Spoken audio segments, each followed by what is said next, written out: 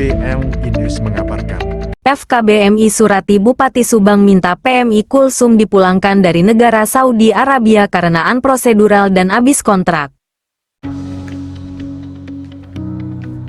Pekerja migran Indonesia PMI atas nama Kulsum binti Kasman yang beralamat di Desa Rancadaka, Kecamatan Pusaka Nagara, Kabupaten Subang, Jawa Barat, hendak bekerja ke luar negeri untuk memperbaiki ekonomi keluarganya yang lebih baik dan membahagiakan anak-anaknya.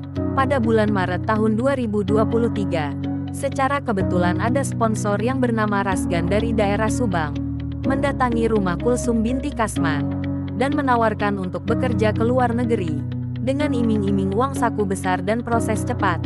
Kemudian Kulsum binti Kasman menerima tawaran dari Rasgan tersebut untuk bekerja ke luar negeri.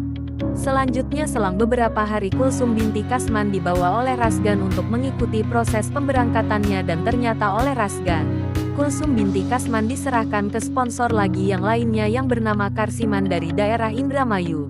Setelah Kulsum binti Kasman diterima oleh Karsiman, selanjutnya Kulsum binti Kasman diserahkan lagi pada orang lain yakni yang bernama Supri. Selanjutnya oleh Supri Kulsum binti Kasman dibawa ke Jakarta di daerah Pondok Gede. Selanjutnya Kulsum binti Kasman diproses melalui seseorang yang bernama Rina untuk melakukan medikal dan pasporan. PMI Kulsum binti Kasman diterbangkan ke negara penempatan Saudi Arabia pada bulan April tahun 2023 tepatnya di daerah Riyadh dan bekerja sebagai penata laksana rumah tangga PLRT. Setelah terbang hingga 6 bulan lamanya Kulsum binti Kasman baru memberi kabar kepada keluarganya di rumah dan mengabarkan bahwa pekerjaannya terlalu banyak dan berat, dan hingga kini dirinya belum menerima upah sama sekali. Kulsum binti Kasman menghubungi Rina mengadukan bahwa dirinya belum pernah menerima upah. Oleh Rina dijawab nanti akan mengusahakan perihal upahnya. Aduan Kulsum binti Kasman kepada Rina. Setelah aduan tersebut diketahui pihak majikan Kulsum binti Kasman, akhirnya pihak majikan membenci Kulsum binti Kasman hingga disuruh keluar rumah dan tidak boleh masuk dan tidak diberi makan. Hingga pada bulan Oktober tahun 2023 Kulsum binti Kasman bisa mengirim upahnya sebesar 7 juta rupiah kepada anaknya yang di kampung halaman. Kulsum binti Kasman pun memberi kabar kepada keluarganya bahwa dirinya, "Saya dalam keadaan baik dan untuk makannya saya harus pintar-pintar sendiri agar bisa makan di rumah majikan," keluh Kulsum binti Kasman via telepon. Hingga bulan-bulan berikutnya Kulsum binti Kasman bisa kembali kirim upahnya juga ke keluarganya. Tetapi memasuki bulan Januari tahun 2025 dan sampai saat ini majikan belum membayar upah Kulsum binti Kasman semuanya.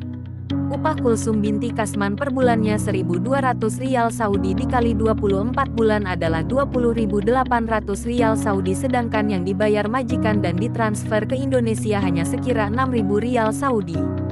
Jadi kekurangan gaji atau upah Kulsum binti Kasman selama 24 bulan bekerja di majikan adalah 22.800 rial Saudi. Dirasa kontrak sudah habis karena sudah 2 tahun lebih dan pekerjaan terlalu berat, makan pun jarang dikasih dan kadang majikan memperlakukan kasar kepada Kulsum binti Kasman. Kulsum binti Kasman pun meminta dipulangkan ke negara Indonesia beserta pemenuhan upahnya bekerja hingga kini yang belum terbayarkan, tapi oleh pihak majikan belum memperbolehkan dengan alasan yang dibuat-buat dan tidak masuk di akal. Kasta suami Kulsum binti Kasman mengatakan, "Saya mohon kepada pemerintah yang terkait agar dapat memulangkan istri saya," ujar Kasta kepada awak media. Tanggal 29 April, Supendi Ketua FKBMI Forum Keluarga Buruh Migran Indonesia yang berafiliasi dengan FSBP Federasi Serikat Buruh Persatuan dan Kasbi Konfederasi Kongres Aliansi Serikat Buruh Indonesia sebagai tim pendamping kasus yang dialami oleh Kulsum binti Kasman ini menerangkan kepada awak media saat berada di kantor DPRD Subang saat sedang memberi surat tembusan tanggal 4 November perihal surat yang dikirimkan ke Bupati Subang, menerangkan bahwa dirinya sudah melakukan berbagai upaya diantaranya tanggal 26 Mei tahun 2025 menggadukan ke Dinas Tenaga Kerja Transmigrasi Energi Sumber Daya Mineral Kabupaten Subang. Tanggal 17 Juni tahun 2025 mengadukan ke Kementerian Perlindungan Pekerja Migran Indonesia dan pihak Kementerian P2MI sudah melayangkan surat ke KBRI Indonesia yang keberadaannya di Riyadh, dan pada tanggal 2 Juli tahun 2025. Kasta bin Mukrim suami Kulsum binti Kasman mengadukan ke Kepolisian Polres Subang. di bagian unit pelayanan perempuan dan anak PPA, tapi hingga kini belum ada tindakan.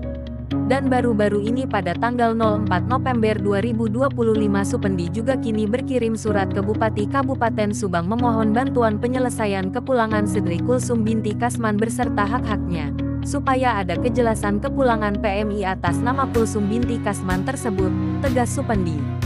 Masih kata Supendi bahwa Kulsum binti Kasman pernah keluar dari rumah majikan dan mendatangi pihak kepolisian negara Saudi Arabia menerangkan bahwa dirinya memohon untuk dibawa ke KBRI. Tapi pihak kepolisian menghubungi pihak majikan bahwa ada aduan terkait pekerjanya. Dan selanjutnya pihak majikan datang ke kantor kepolisian dan Kulsum binti Kasman dibawa oleh majikan dengan dalih akan diantarkan ke KBRI, tapi ternyata Kulsum binti Kasman dibawa pulang kembali ke rumah majikannya dan dipekerjakan seperti biasanya, malah lebih ketat pengawasannya oleh pihak majikan tersebut. Supendi juga menegaskan sesuai dengan dasar penegasan Undang-Undang Dasar 1945 NRI. Undang-Undang 39 Tahun 2004 tentang penempatan dan perlindungan tenaga kerja Indonesia di luar negeri. Undang-Undang 18 Tahun 2017 tentang perlindungan pekerja migran Indonesia. Undang-Undang 21 Tahun 2007 tentang pemberantasan tindak pidana perdagangan orang UU PTPPO.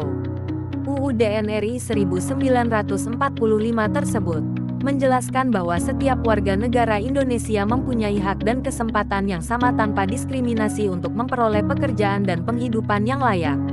Bekerja merupakan hak asasi manusia yang wajib dijunjung tinggi, dihormati, dan dijamin penegakannya. Pekerja migran Indonesia harus dilindungi dari perdagangan manusia, termasuk perbudakan dan kerja paksa, korban kekerasan, kesewenang-wenangan, kejahatan atas harkat dan martabat manusia, serta perlakuan lain yang melanggar hak asasi manusia.